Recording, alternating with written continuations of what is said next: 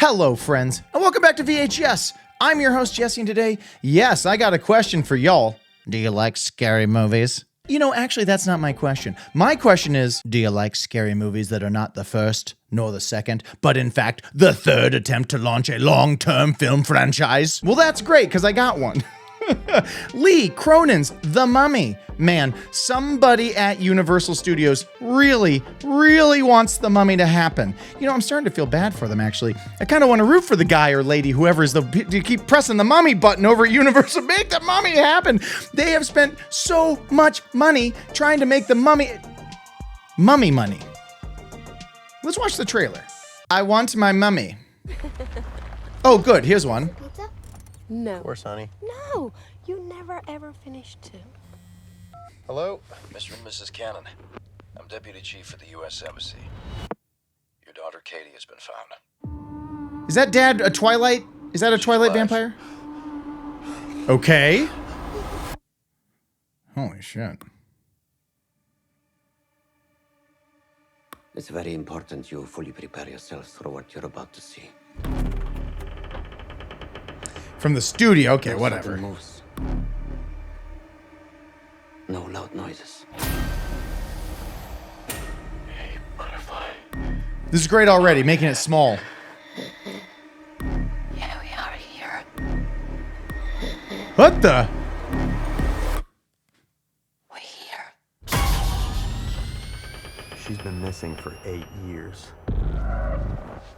What was our daughter doing in a 3,000-year-old sarcophagus?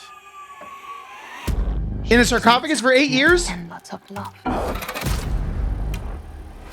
How many others were found? 57. How many of them were still alive? What happened to Katie? She got mummified, okay. Saludo, Señor de los Milagros. Say something. Saludo, Señor de los Milagros. Not sure what that was. Say something. Say something.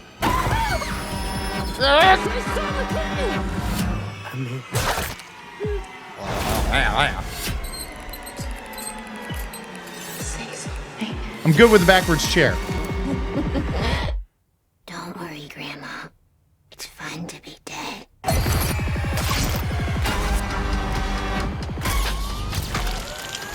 Ah!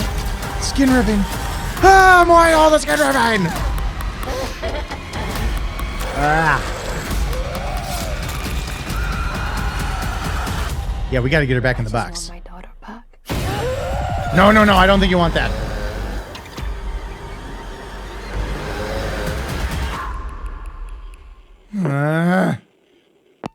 Yep, gross, scary, gross. Smart. Recenter it. A lot of horror and thriller stuff, like the filmmakers behind Barbarian and Weapons are showing us, there's a lot of appetite for this stuff close to home. Right? Tom Cruise always wants everything to be on the outside of an airplane as it's flying through space, which is all impossible, and aren't we impressed? But that plus Mummy was like kind of a big what are we doing? Big goofball CGI fest. We all, I think a lot of us, I shouldn't say we all, but a lot of us love Brendan Fraser, Rachel Weisz, like the original Mummy, but that's like a totally different era, guy. That's like goofball, popcorny, when all movies were like that for about 8 years. We're not in that world anymore. This is a streamlined feeling, right? Streamlined is one of those words. It doesn't sound like that much of a compliment, but it is an insane compliment. At least I mean it that way from me to a movie, because movies often are filled with fat and distractions and product placement, you know, and people repeating characters' names over and over again because the studio execs think you're an idiot and you don't know who you're looking at or you don't remember anything. So when you see all that stuff bloating up a movie, it feels just so heavy and ponderous, right? So when you get the kind of tease from a Mummy franchise picture, you know, you can only imagine if this does well. I'll see you for the trailer of Mummy 7 in about 9 years. Anyway, to refocus it and keep it streamlined in a very personal, intimate story, which is essentially what are we doing? The Exorcist, but instead of possessed by the devil, she's a mummy now. She's a mummy forever. Don't worry, Grand Mummy. It's fun being dead. That's intense stuff. I'm glad they committed to showing the girl and having her talk by the end, because I think it was the right move. It's effective. It's effective. They're not doing too much. They're not over filtering it, but it's definitely unnatural, and it feels like it plays on all of those great Exorcist tropes of the little girl speaking like a demon, you know, all that fun stuff. So I'm in, and I'm in that way that, like, I don't do well with horror anymore, you guys.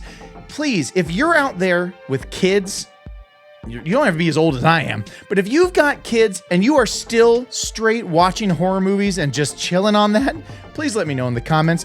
What's your secret? Is it barbiturates?